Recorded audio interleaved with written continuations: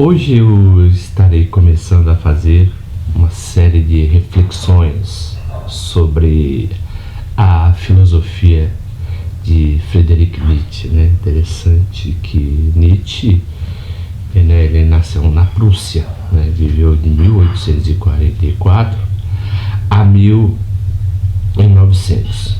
Interessante que Nietzsche, ele sempre foi, na verdade, o último dos românticos, porque ele prega uma filosofia do conceito de super-homem, o homem que se supera mediante as adversidades. O interessante é que quando Nietzsche aparece nesse cenário, mesmo sendo o último dos românticos, ele luta contra duas vertentes, né? Que é o cientificismo do positivismo e o romantismo, né? Que são os filósofos que valorizavam, por exemplo, a natureza humana, né? Então, na verdade, o romantismo não é uma corrente filosófica, mas sim foi uma forte vertente, né?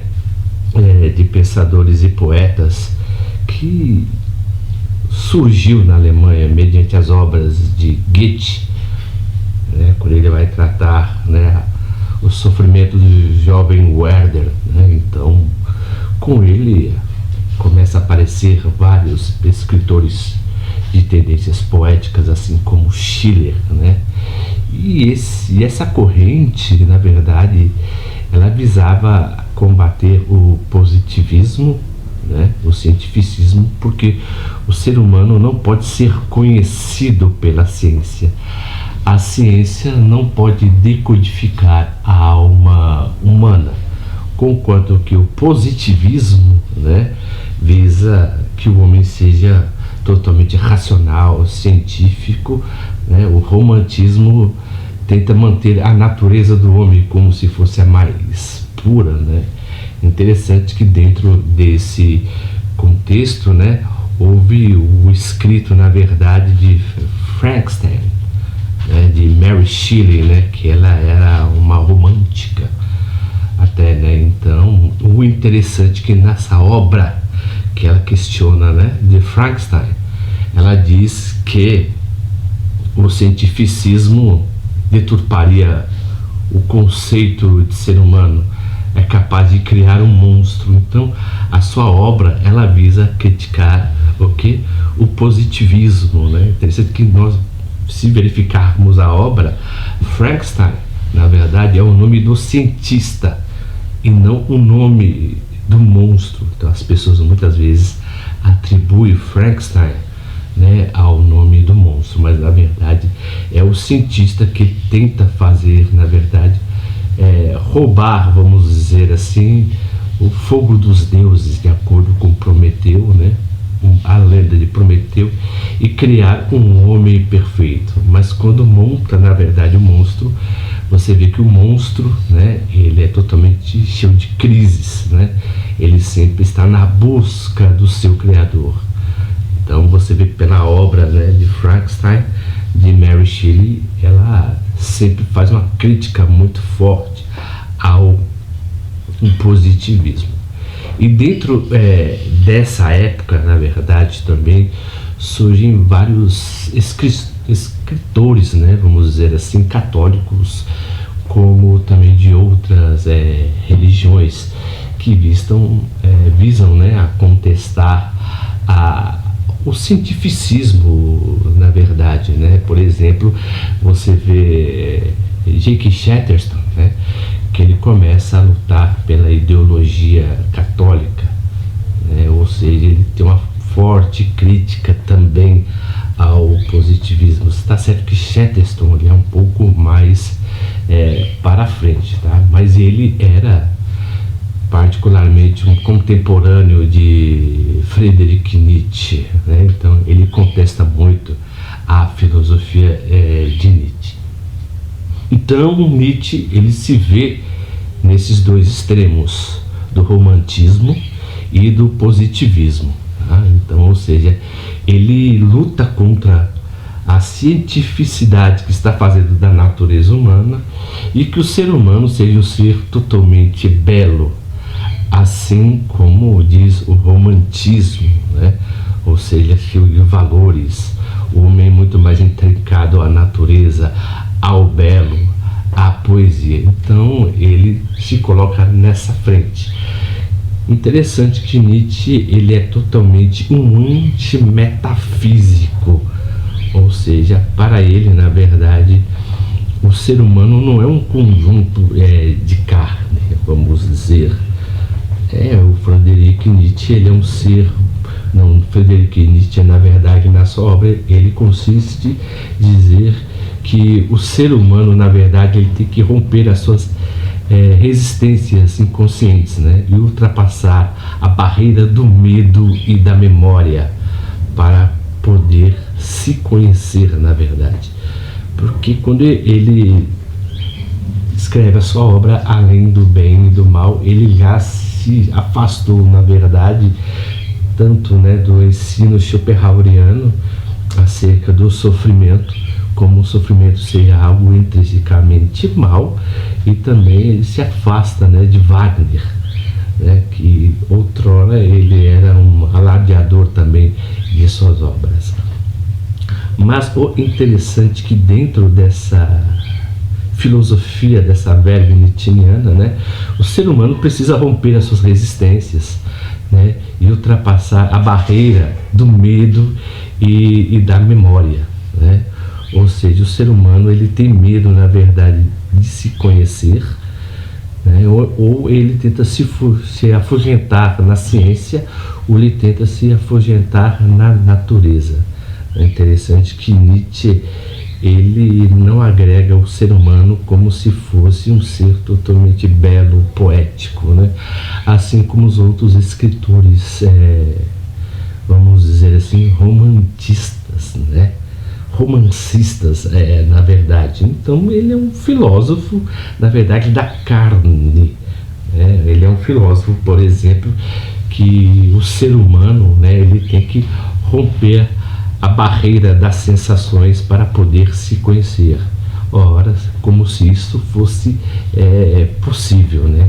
O interessante é que dentro da filosofia do próprio Nietzsche, né, ele faz uma proposta que o ser humano deve libertar a alma humana de toda amarra e se aprofundar na natureza do ser, e também eliminar a angústia e o sentimento de culpa, porque no tempo de Nietzsche, né, quando ele nasceu, ele verificou que as pessoas sempre interpretavam, né, o sofrimento como uma espécie de castigo, né? Ou seja, ou o castigo dos deuses, tá?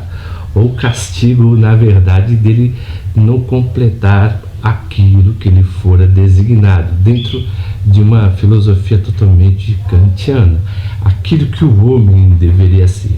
Do qual que mais para frente, Sigmund Freud trabalha o conceito de superego, né? Então, para o próprio Nietzsche, a vida, na verdade, ela é intrincada de dor e sofrimento. Então, dor e sofrimento é a ligação, na verdade, que o ser humano se conhece inserido dentro da vida. Então, ele elabora isso sem interferência da psicologia do ressentimento, né? Então, dentro na verdade, dessa filosofia do ressentimento, dentro da filosofia nietzschiana, não pode existir ações desinteressadas. É muito interessante que um dos primeiros psicólogos, né, a elaborar isso, na verdade puritano até considerado por alguns, foi Jonathan Edwards, né, um pregador inglês, o qual que ele tem uma célebre mensagem chamada Pecadores nas mãos de um Deus irado.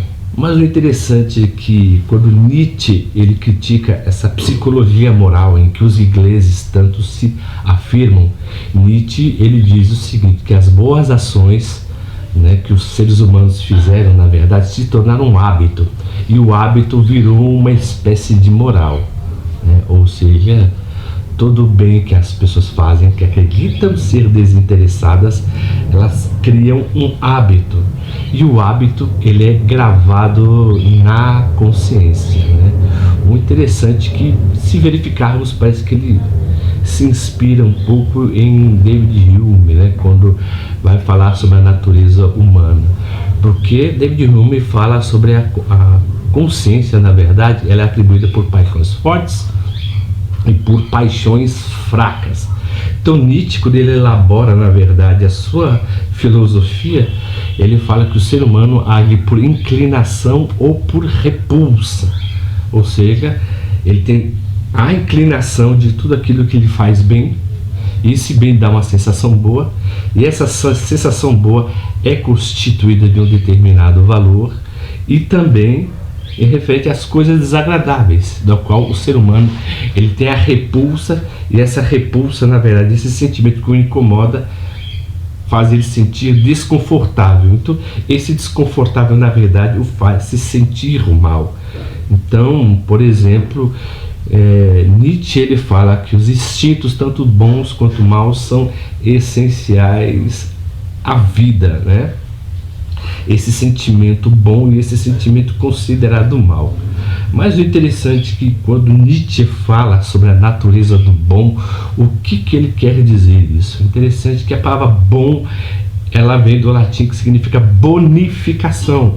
Tudo aquilo que o ser humano faz, ele sempre recebe uma forma de, vamos dizer assim, de prêmio, de uma bonificação. E essa palavra bom, na verdade, ela vem das estirpes nobres e poderosas, né?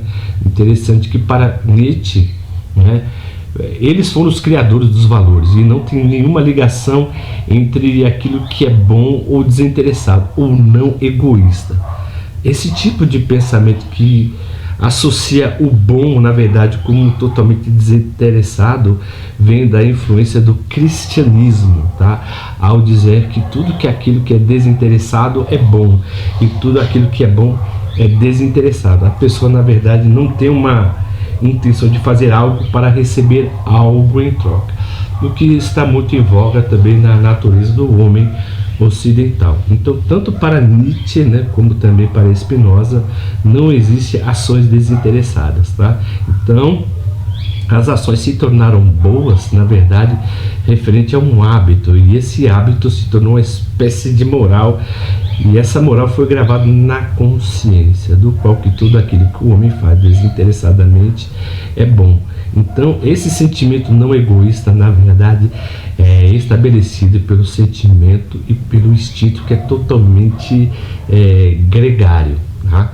Então, essa é uma das ações, na verdade, que Nietzsche, quando ele elabora a sua filosofia, ele vai estudar muito a etimologia das palavras, porque ele mesmo, né, ele é um filólogo, né, ao invés também de filósofo.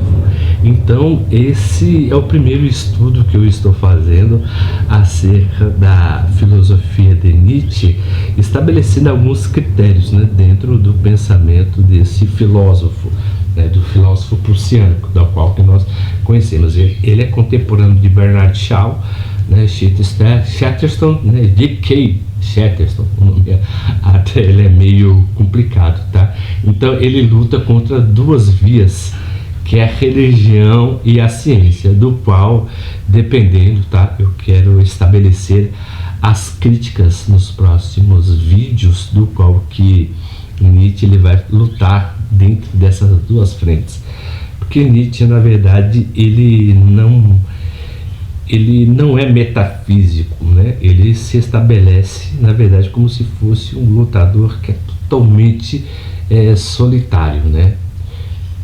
E que mais para frente, por exemplo, algumas pessoas vão beber da sua filosofia, criando, na verdade, um neo-nietzschianismo, né? Do qual que vemos Foucault, Derrida, né? E dentre outros escritores, né? Do qual que elaboram Nietzsche de uma maneira muito mais deturpada, e não da filosofia de Nietzsche. Para entendermos a filosofia de Nietzsche, é necessário entendermos o seu tempo, conforme que ele está inserido, do qual que ele luta veementemente contra o positivismo e contra o romantismo, né? Ele estabelece que o ser humano, na verdade, tem que conhecer a sua natureza em si, e ele não pode se refugiar, na verdade, em ações, por exemplo, lúdicas, do qual que o positivismo, né, tende a resolver todos os problemas do ser humano, e o romantismo também, que tende a idealizar a natureza humana. Espero ter ajudado a todos vocês nessa simples aula, e até o próximo vídeo, do qual que eu irei elaborar com mais detalhes. Esse é apenas, né, vamos dizer assim, o prefácio, na verdade, o primeiro vídeo do qual eu estarei elaborando, né, os outros escritos acerca da filosofia de Nietzsche de uma maneira muito mais, vamos dizer assim, como posso dizer, de uma maneira muito mais clara, sucinta e sem muitos termos técnicos, tá bom? Obrigado pela atenção de todos e até a próxima aula.